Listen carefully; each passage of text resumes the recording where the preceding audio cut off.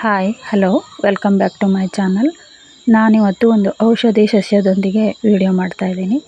ನೋಡಿ, ಇದಕ್ಕೆ ಆಯುರ್ವೇದದ ಶಾಸ್ತ್ರದಲ್ಲಿ ಬ್ರಾಹ್ಮಿ ಅಂತ ಕರೀತಾರೆ. ಇದು ನಾವು ಈ ಹಳ್ಳಿ ಕಡೆ ಒಂದೆಲಗ, ಕೆಲವೊಂದು ಹಳ್ಳಿ ಕಡೆಗೆ ಪಕ್ಕ ಹಳ್ಳಿ ಭಾಷೆಯಲ್ಲಿ ಇಲಿ ಕಿವಿ ಸೊಪ್ಪು ಅಂತಲೂ ಸಹ ಕರೀತಾರೆ. ಇಲಿಗಳ ಕಿವಿ ಇದೇ ಥರ ಚಿಕ್ಕ ಚಿಕ್ಕದಾಗಿರೋದ್ರಿಂದ ಇಲಿ ಕಿವಿ ಸೊಪ್ಪು ಅಂತ ಕರೀತಾರೆ.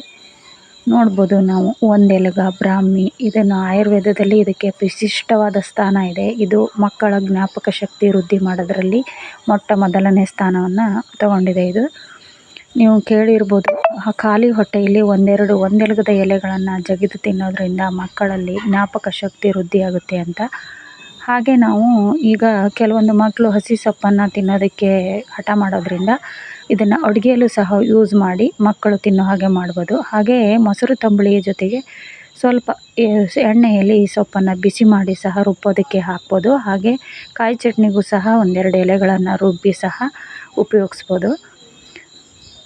ಹಾಗೆ ಹಳ್ಳಿ ಕಡೆ ಇರೋ ಇದು ಜವಾರಿ ಜಾತಿಯ ಅತ್ಯಂತ ವಿಶಿಷ್ಟವಾದ ಒಂದೆಲಗ. ಆದರೆ ಕೆಲವೊಂದು ವಿಡಿಯೋದಲ್ಲಿ ನಾನು ಬ್ರಾಹ್ಮಿ ಅಂತ ಇದೇ ಥರ ಇದು ಸಾಫ್ಟಾಗಿರೋ ಇನ್ನೊಂದು ಗಿಡ, ಸೇಮ್ ನೋಡೋದಕ್ಕೆ ಇದೇ ಥರ ಇರುತ್ತೆ, ಎಲೆಗಳು ಮಾತ್ರ ಸ್ವಲ್ಪ ಸಾಫ್ಟಾಗಿ ಸ್ಮೂತಾಗಿರೋದನ್ನು ನೋಡ್ತೀನಿ. ಆದರೆ ನಾನು ಹಳ್ಳಿ ಕಡೆ ಅದನ್ನು ನೋಡಿಲ್ಲ, ಅದಕ್ಕೂ ಸಹ ಬ್ರಾಹ್ಮಿ ಅಂತಲೇ ಕರೀತಾರೆ. ನೋಡಿ, ಹಾಗೆ ಟರ್ಟಲ್ ವೈನ್ ಗಿಡನೂ ಸಹ ಇದೇ ಥರ ಒಂದೆಲಗದ ಥರನೇ ಎಲ್ಲೂ ಬೇರು ಬೀಳುತ್ತೋ ಆ ಕಡೆನೇ ಎಲ್ಲ ಹುಟ್ಕೊಂಡಿರುತ್ತೆ. ನಾನು ಸಹ ಇದು ನಮ್ಮ ಮನೇಲಿ ಸ್ವಲ್ಪ ಹಿತ್ತಲ ಕಡೆ ಇರೋ ನೆಲಗ ಸ್ವಲ್ಪ ಸಿಮೆಂಟ್ ಅಲ್ಲಲ್ಲಿ ಒಡೆದಾಗಿತ್ತು.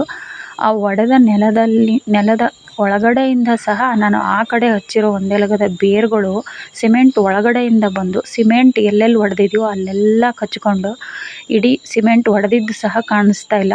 ಲಾನ್ಗಳಲ್ಲಿ ಹುಲ್ಲು ಬೆಳೆಸ್ತಾರಲ್ಲ ಆ ಥರ ಫುಲ್ ಹರ್ಕೊಂಡ್ಬಿಟ್ಟಿದೆ. ನಾವು ಈ ಥರ ಎಲೆಗಳನ್ನು ಕಿತ್ಕೊಂಡು ಒಂದು ಚಟ್ನಿಗಾದರೆ, ಮನೆ ಮಂದಿಗೆಲ್ಲ ಆಗೋಷ್ಟು ಚಟ್ನಿಗಾದರೆ ಒಂದು 10-15 ಎಲೆಗಳನ್ನು ಹಾಕ್ತೀವಿ. ಜಾಸ್ತಿ ಇದರ ಎಲೆಗಳನ್ನು ಹುರಿದು ಹಾಕಿದರೆ ಸ್ವಲ್ಪ ಚಟ್ನಿ ಹಸಿ ಮದ ವಾಸನೆ ಬರುತ್ತೆ, ಕಂಡು ಹಿಡಿದು ಬಿಡ್ತಾರೆ ಮಕ್ಕಳೆಲ್ಲ. ಹಾಗಾಗಿ ಒಂದು 10 ಎಲೆಗಳನ್ನು, ತಂಬುಳಿಗಾದರೂ ಸಹ ಒಂದು 10 ಎಲೆಗಳನ್ನು ಎಣ್ಣೆಲಿ ಬಿಸಿ ಮಾಡಿ ಹಾಕ್ಬೋದು.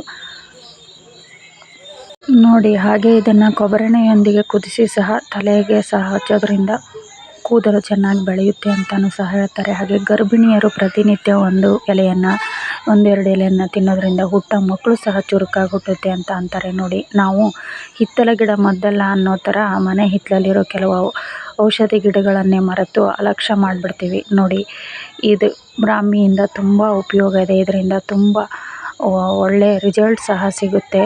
ನೋಡಿ, ಈ ವಿಡಿಯೋ ಯಾರಿಗಾದರೂ ಇಷ್ಟ ಆದರೆ ಖಂಡಿತ ಲೈಕ್ ಮಾಡಿ. Thank you for watching.